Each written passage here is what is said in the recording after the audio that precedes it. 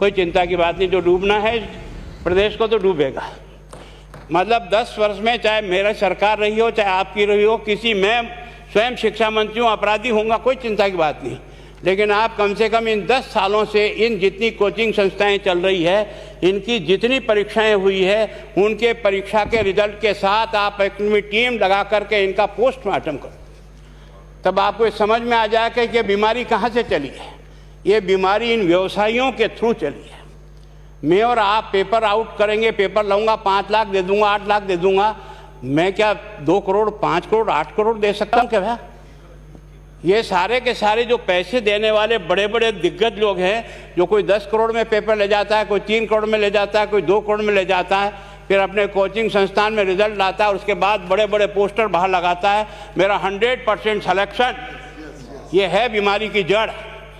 अगर मार करना चाहते हो तो यहाँ करो, तब तो जाकर के इसको कोई रोक सकोगे। बाकी से केवल मन को संतुष्ट करने का काम करो तो ये राजस्थान के उस गरीब बच्चे के साथ न्याय नहीं होगा, जो बड़ी मुश्किल से पढ़ता है, अपने घर में बूढ़े माँ बाप को भूखे मार के पढ़ता है और उसके बाद परीक्षा के लिए जाता है, रोता हुआ घर लौटता है। क्या दुख नहीं होता है? हम लोगों के मन में कोई रहम नहीं है कि आखिर उस बच्चे का क्या होगा जो अपनी बड़ी पीड़ा के साथ पढ़ रहा है। इन सारे पैसे वाले लोगों के पास में आपने सारी सरकारी नौकरियों को भेज दिया। मैं बहुत कड़वा सच बोल रहा हूँ। आज जो पिछले 8 साल में नौकरी में लगे ना, उन सब का भी पोस्टमार्टम कराओ, आपको लगेगा आधा फर्जी मामला निकलेगा। कोई है नहीं, कोई सोचने वाला है इस पर कि आखिर उसके दर्द को कौन जानेगा? है ना। जिस प्रकार से हमने परीक्षा के माध्यम से इन पैसे वाले लोगों को उतार करके सारे के सारे उन गरीबों की आशाओं के ऊपर पानी फेर दिया। रात और दिन पढ़ता है, भूखा प्यासा पढ़ता है, घर बेच करके पढ़ता है, खेत बेच करके पढ़ता है, लेकिन जब उसका सिलेक्शन नहीं होता तो जहर खा के मरता है। कोई इस पीड़ा को समझने के लिए तैयार नहीं है। और हम इस कानून को ला करके दुनिया को बताना चाह रहे हैं कि हमने इतना बड़ा कानून कर दिया, इस कानून से कुछ भी नहीं होगा। मैं आज आपको कह रहा हूँ, ये जो आपने नए प्रावधान जोड़े हैं, मैं सोचता हूँ कि मुझे कुछ बोलने की इच्छा नहीं, मुझे बहुत दुख है इस बात का। क्या होगा ये?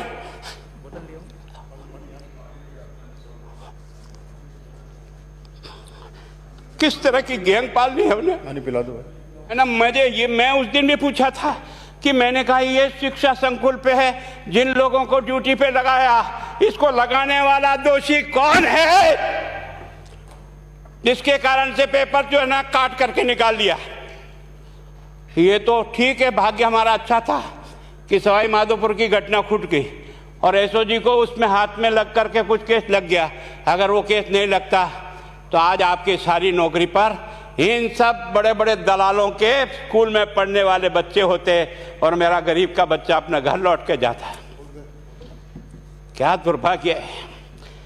और इस कारण से केवल इसके लिए खुश मत हो जाओ कि हमने कानून बहुत सख्त बना दिया इसलिए अपराधी रुक जाएगा। नहीं, सिस्टम को बदलना होगा, ये परीक्षा का सिस्टम चेंज करना होगा।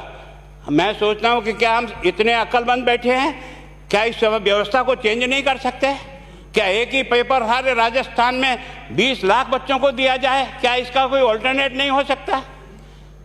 इसका ऑल्टरनेट सोचना चाहिए कि हम परीक्षा को टुकड़े टुकड़ों में कैसे कर सकते हैं। जिले के अनुसार पेपर नहीं, एक नहीं हम 25 पेपर बना सकते हैं। कौन से सेंटर पर कौन सा पेपर जाएगा कोई तय नहीं करेगा कौन सा जाएगा, और हम जो इच्छा होगी उस सेंटर पे वो पेपर भेजेंगे। और ये जितने भी प्राइवेट कॉलेजों में आपने सेंटर बना रखे उनको बंद करो, इनको तुरंत बंद करिए एक ऑर्डर से। जितने भी सरकारी विद्यालय है और सरकारी नौकर ही एग्जामिनर बनेगा और एग्जामिनेशन करेगा, तब तो आप इसको बचा पाओगे। ताकि आप और मैं कितने भी कानून बदल कर दें, आपका वो जांच करेगा, आपका वो अधिकारी आएगा। आपने कहा भाई सेशन जज के नीचे नियुक्ति नहीं होगी, इसके अलग से कोर्ट होगा, बहुत अच्छी बात है। प्रोविजन जो आपने डाले हैं वो स्वागत योग्य, स्वागत करता हूँ, पर इन प्रोविजन को लागू तो आप और मैं ही करूँगा, कौन करेगा? जब हम ही ठीक नहीं है तो इन प्रोविजन क्या रोएंगे अंदर बैठे बैठे? जब तक हमारा दिल और दिमाग ठीक नहीं होगा ना, इस बीमारी का इलाज नहीं होगा। हमने शिक्षा के मंदिर को भ्रष्टाचार की भट्टी में जलाकर खाक कर दिया। दुर्भाग्य हमारा।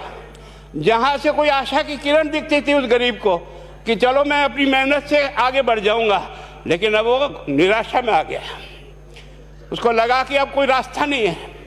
और इस कारण से मैं सोचता हूं कि आप जिस भावना से लाया, मैं आपकी भावना की इज्जत करता हूं, लेकिन केवल आपकी भावना इन बेईमानों को नहीं रोक सकेगी। इसको रोकने के लिए हमको सिस्टम को बदल करके और तुरंत उस पर ध्यान करना चाहिए। कानून 302 का बना हुआ है, क्या मर्डर रुक गए? आप भी जान रहे हो, रोज के रोज पोक्सो कोर्ट में आजीवन कारावास हो रहा, क्या व्यभिचार रुक गया है? अपराधी को दंड मिल सकता है, अपराध बंद नहीं हो सकता है। अपराध बंद करने के लिए जो सिस्टम होते हैं उस सिस्टम में चलो। एकमात्र इस देश में भ्रष्टाचार की भट्टी में देश जल रहा था, केवल और केवल एक तरह से प्रत्येक व्यक्ति का खाता खुलवाकर देश के प्रधानमंत्री में सारा का सारा बेनिफिट उसका सीधा खाते में डाला। बेईमानों को चोट लगी नहीं लगी, उस तरफ अपना दिमाग बचाओ, उस तरफ अपना दिमाग लगाओ।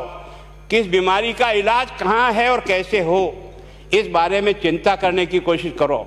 मैं कई बार इधर सीकर और इधर गया तो मैं सोचता हूँ कोचिंग संस्थान की बिल्डिंग देंगे ना तो टोपी गिर जाए नीचे से।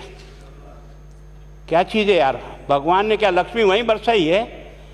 और जो बाकी संस्थाएं हैं उसका कारण यह है कि हमने अपनी दुकान को इतनी कमज़ोर कर दी है कि जहाँ बच्चे अच्छी तरह से शिक्षा लेकर के हम जैसे गरीब पढ़ करके यहाँ आ गए, अब वो रास्ते नहीं हैं। और इस कारण से मेरी बहुत विनम्र प्रार्थना है, इस बीमारी का इलाज चाहिए बच्चे को, कानून से नहीं।